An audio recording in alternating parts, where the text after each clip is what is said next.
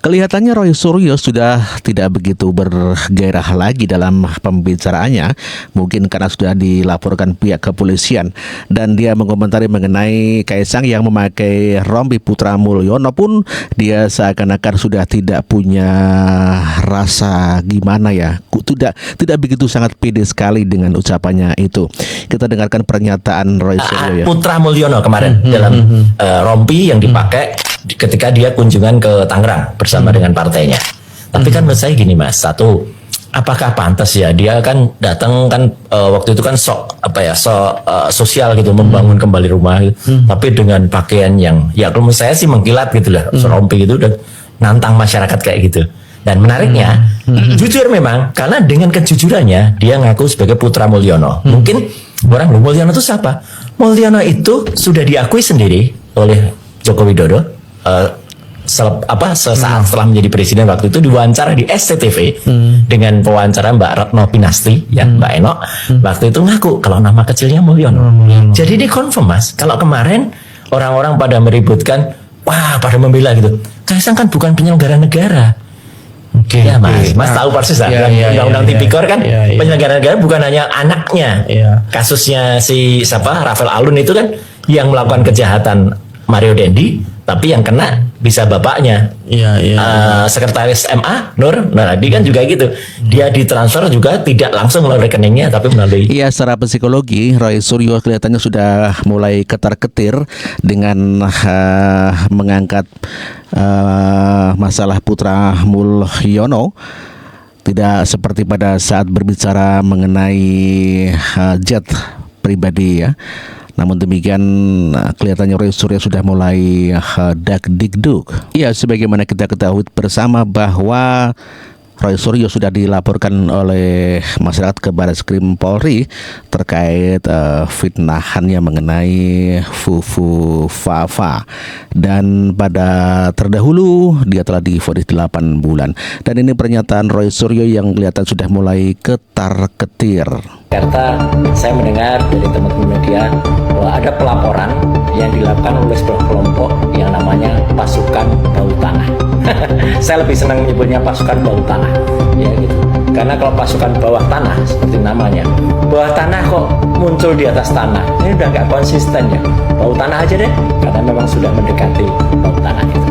Ya itu, dan mereka melaporkan ya ke Barreskrim, katanya saya melakukan penghinaan terhadap lambang negara. Ini nggak suka baca buku nih ya, seperti yang dibela ya, sejak kecil sukanya baca komik aja ya.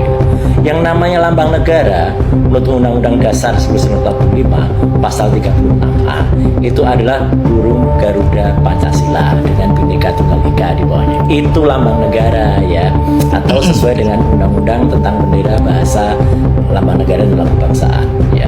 Kalau yang dimaksud itu maunya adalah tokoh yang disebut-sebut itu adalah GRR ya, itu pun belum jadi simbol negara, belum dilantik ya. Nah, yang kedua, saya kemudian mencari-cari ya, bertanya, apa sih yang dilaporkannya? Kalau itu merupakan pencemaran nama baik ya, apa namanya baik ya gitu. Ya, itu pun juga harus dia yang melaporkan ya, bukan orang lain yang tukang lapor ini yang kemudian melaporkan ya. Jadi harus dilaporkan sendiri karena itu delik aduan ya gitu. Kalau kemudian katanya menimbulkan keonaran ya, siapa yang bikin onar ya? Justru kita ini dengan netizen plus 62 yang mengungkap rahasia besar dia dulu kelakuannya yang suka hate speech, yang kemudian suka akses pornografi, menghina wanita, melecehkan, itu yang harusnya tidak layak untuk kemudian menjadi salah satu pemimpin negeri ini. Tapi oke lah, saya kemarin juga ketika di Jakarta masih senyum-senyum saja ya, lihat apa sih yang mau dilaporkan, karena sampai dengan keluar keluar dari gedung Bareskrim ya.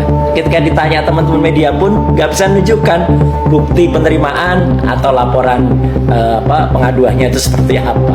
Kan lucu gitu, hanya omon-omon saja gitu, atau sekedar kemudian show up saja. Ya udah, ya saya senyum saja, dan malah semalam saya menonton sahabat saya Budat Kartarejasa dengan teater Indonesia Kita di Taman Ismail Marzuki. Lah itu lebih lucu ya, judulnya Si Manis Jembatan Merah. Lucu banget karena baik Butet maupun Inaya Wahid, Cak Lontong dan lain sebagainya itu banyak sekali guyonan-guyonan segar untuk mencerdaskan otak ya, kalau masih punya otak ya gitu. Makanya saya mendorong yang bersangkutan itu diperiksa pakai brain CT scanner ya gitu. Kenapa? Dalam pertunjukan semalam itu banyak sekali guyonan-guyonan cerdas. Salah satunya adalah ketika mengulas tentang minum susu ya. Kemudian ada lagu Susu Fafa Fufu Bendera. Itulah Roy Suryo yang sudah kelihatan sangat panik sekali dan sudah tidak begitu bergairah. Dilihat daripada segi wajahnya kelihatan panik dan ketakutan dikarenakan dia telah mengalami masuk penjara ya dalam kasus Stupa Borobudur yang berwajah Presiden Joko Widodo. Dari psikologi wajah saja sudah begitu kelihatan panik dan kelihatan matanya juga memerah. Dia kelihatannya tidak bisa tidur ya, mungkin memikirkan paling tidak minimal 8 bulan lagi untuk masuk di penjara lagi, minimal seperti itu. Seperti tahun sebelumnya dia dimasukkan ke dalam penjara selama 8 bulan begitu ya. Kelihatan panik sekali ya kalau kita lihat wajahnya Roy Suryo ini. Sebagaimana terjadi pada dahulu di mana pada 2022 ya, Roy Suryo divonis 9 bulan penjara kasus meme Stupa Borobudur, dan kita dengar beritanya pada tahun yang lalu. Roy Suryo divonis 9 bulan penjara oleh Pengadilan Negeri Jakarta Barat. Roy Suryo terbukti secara sah dan meyakinkan bersalah terkait penistaan agama meme Stupa Candi Borobudur. Jaksa menyatakan banding karena lebih ringan dari tuntutannya, yakni 1 tahun 6 bulan penjara dan denda 300 juta rupiah. Sementara kuasa hukum Roy Suryo masih berpikir untuk menerima atau banding. Dalam sidang yang diikuti Roy Suryo secara daring dari Rutan Salemba, terdakwa dinyatakan bersalah secara sah dan meyakinkan karena dengan sengaja menyebarkan informasi yang dapat menimbulkan rasa kebencian dan perpecahan berdasarkan sara penistaan agama meme Stupa Candi Borobudur. Ini wajah Roy Suryo ya pada saat di hadapan majelis hakim ya.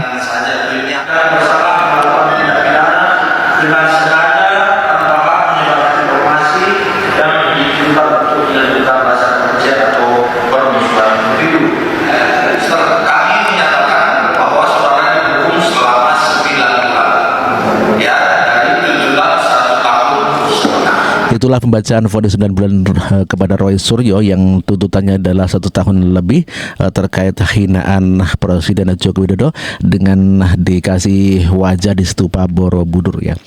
Dan tentu saja kejadian ini menjadikan Roy Suryo begitu sangat trauma, dan tentu saja kenapa salah sendiri, kenapa harus menghina-hina keluarga presiden ya, apalagi Gibran adalah presiden wakil presiden terpilih maksud saya.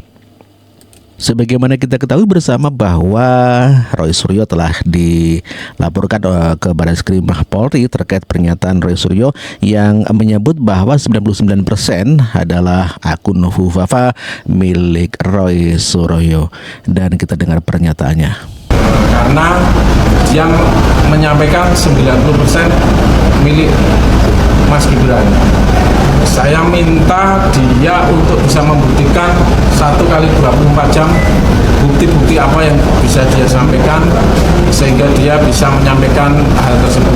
Roy Suryo adalah senior yang baik, memberikan contoh yang baik, bukan membuat gaduh. Kemarin saja dia bikin berita hoax. Ini Bapak diciptakan buat apa seperti ini? Itu itulah berita mengenai kalau Roy Suryo telah dilaporkan ke Barreskrim Polri terkait tuduhannya kepada Gibran Rakabuming Raka, Wapres terpilih, yang diduga atau dituduhkan oleh Roy Suryo bahwa 90% pemilik akun Fufafa adalah Gibran.